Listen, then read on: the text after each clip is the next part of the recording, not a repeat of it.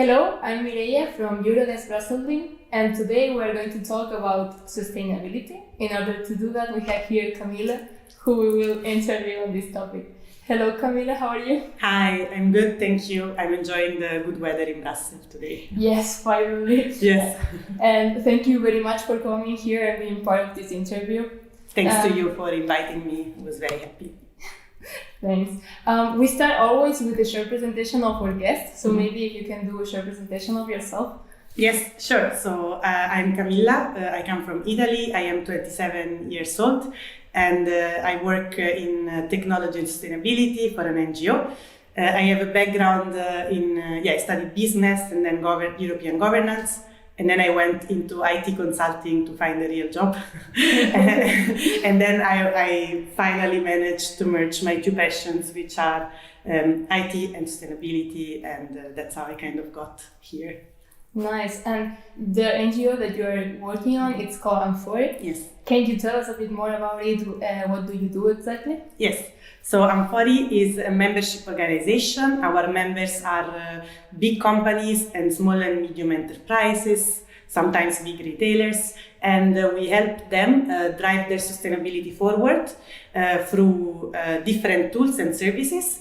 The tool I specifically work on is one that allows them to track their social and environmental performance through one IT tool. And I work into the implementation part of this tool.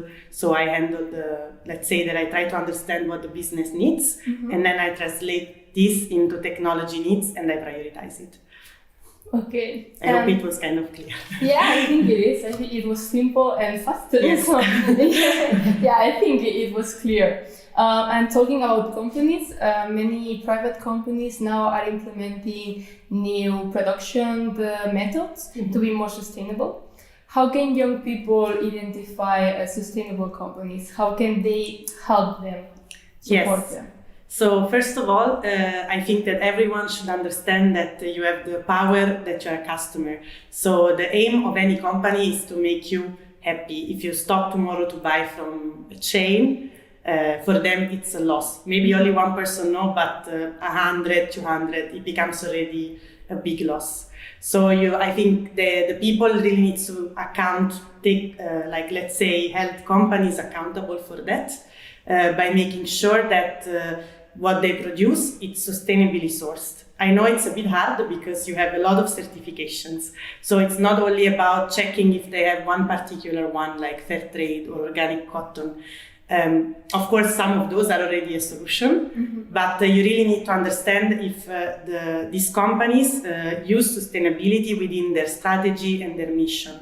So my advice is to always check their website, check their initiative they're making, really trying to understand what they are doing. And of course, no one is perfect, so there is no perfect sustainable company, especially if you have to be profitable, but you can try also to dig a bit deeper on that. And how can they support these companies, the companies that are actually sustainable?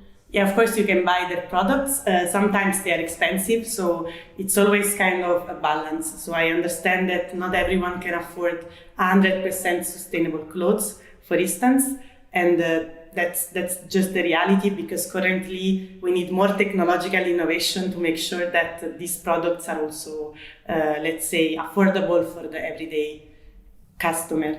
But indeed, you can start by small, so you can start also by buying secondhand.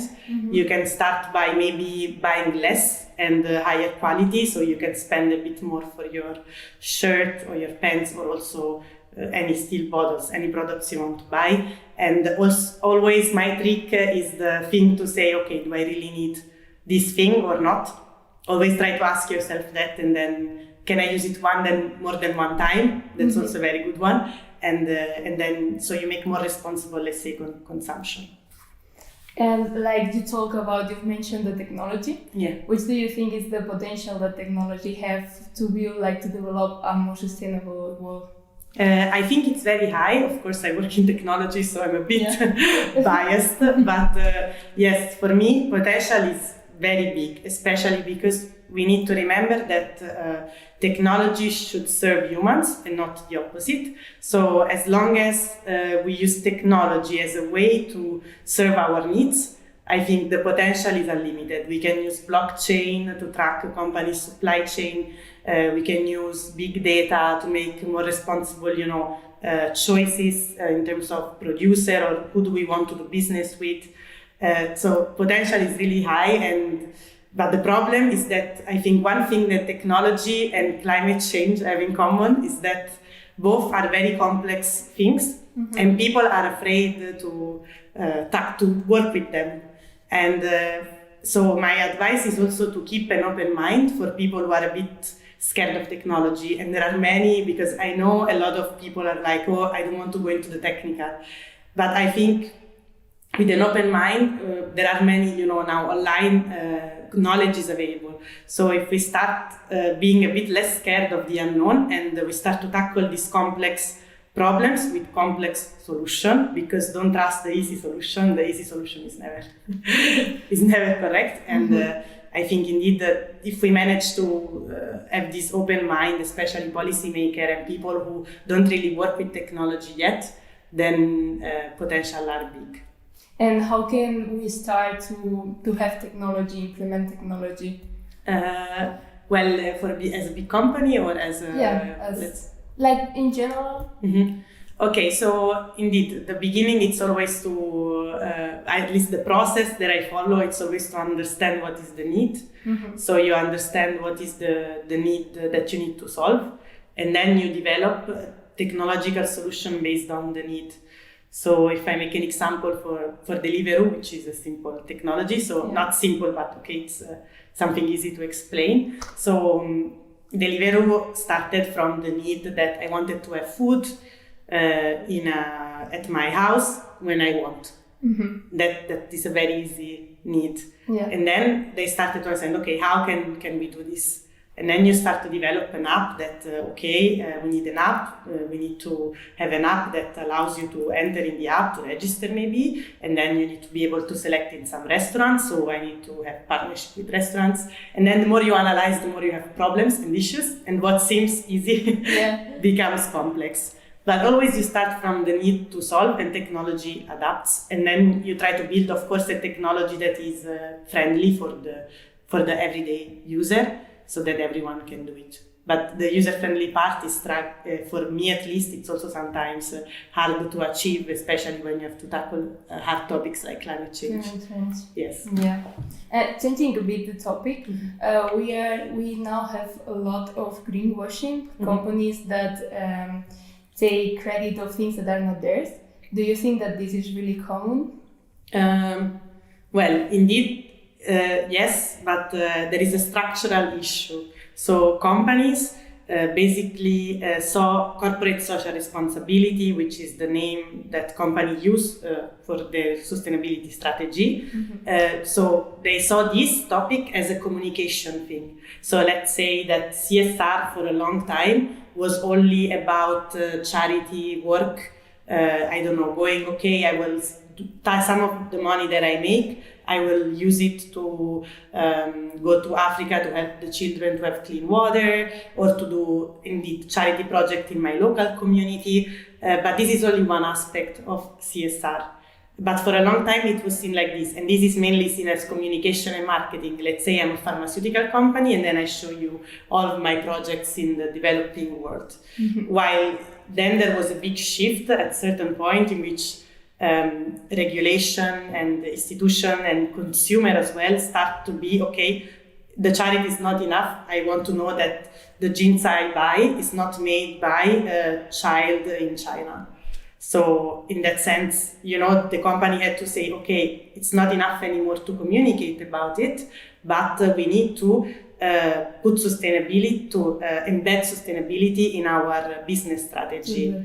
But this is really hard to do in any business. Like maybe some businesses are more advanced than others. Fashion is really advanced in that sense because they had a big scandal, so they had to do it faster, the Rana Plaza one. But for other companies, it's also really hard because to be completely sustainable from beginning of the product life cycle to the end.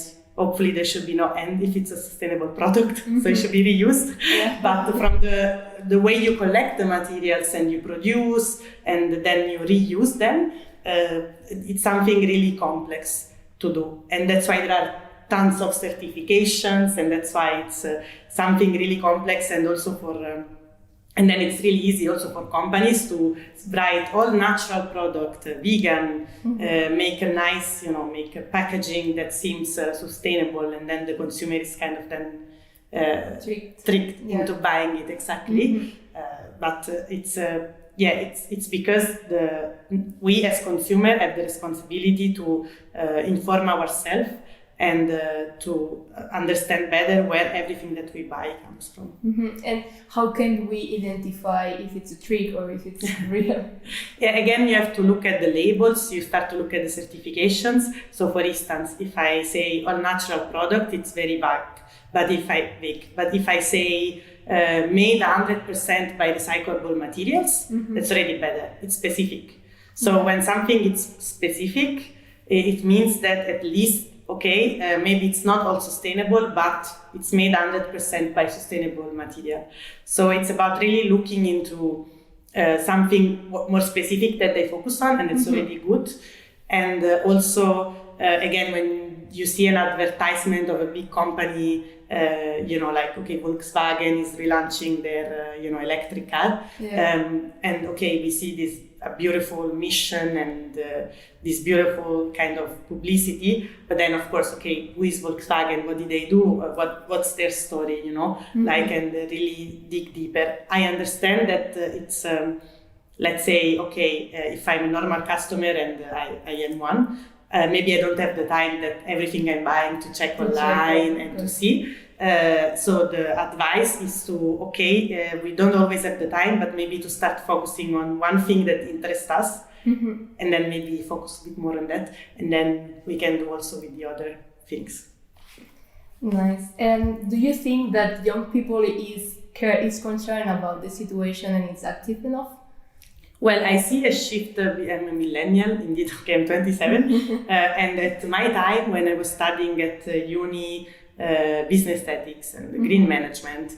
Since I was in business school, I remember many people, it was not a cool thing to do. Like everyone was like, you want to be poor, or like, why do you care? And I see that instead now it's kind of cooler, which is nice. And it's kind of much, I see that the Gen Z, it's very aware of this. I see that now the trends in the Nordics with young people, it's making their own clothes. You have tons of apps, like you have Vinted, and you have a lot of, let's say, eBay, but it's even older. Let's say now you have really specific apps to buy second-hand and to buy, not to buy new clothes anymore. So I also see influencers who are like, I show you how you can use the same pants 5 times in different occasions. I see it's kind of getting there, but I also think that it's still it's still a complex subject, and sometimes they tend to simplify it, but I think it's a good start. That's nice. So step by step. Improving. Yes. And what can we do? Old people. What can we do in our daily life to improve and have like a more sustainable lifestyle? Yes, I think what I said before, it applies to this. Indeed, we can start. For me, for example, I started with food. So I went to England for a year when I was 16, and I gained 10 kilo. Wow. And because the food I was eating was processed food, was with a lot of conservative. And when I came back from Italy, I saw that without even doing a diet, I lost everything. So since this thing was kind of affecting me, I started to ask myself, why is that happening? And I started to dig deeper into sustainable food. And then I started to be really passionate about food because I really like to eat and I like to spend money on it. And I started to get into, slow food, what is kilometer zero food? What does it mean when food is sustainably produced by a farmer? Is it black market or not? Then I did my thesis indeed on food companies and sustainability. So I think that we should all start with the topic that really interests us and affects us in a personal way. and starts from there, and then you can see also the others. But indeed, it should not be forced. Let's say, if it's forced, then nobody will ever do it. Yeah, it should come from you for your interests. Exactly. So my advice is always to start from what you really like, and then to move forward. And then, of course, not everyone is passionate about this topic, which I understand. But you also have to understand that it's about the future generation. So. Yeah, maybe be a bit more open and also like respectful with the ideas of everybody. Yes, indeed. And this was actually my last question. Do you maybe have a last advice or message for the people watching the interview? No, I hope that after this you will look up sustainability and what it is and what does it mean to be sustainable, and to look up what is corporate social responsibility. There are many documentaries on Netflix in which you can inform yourself, and yes, I hope at least there is a spark of curiosity, and that, you know, at the end, I wish for a more sustainable world for all, of course. Yeah. Thank you very much for your message, and thank you for coming and being part of this interview. Thanks to you for inviting me. Thanks.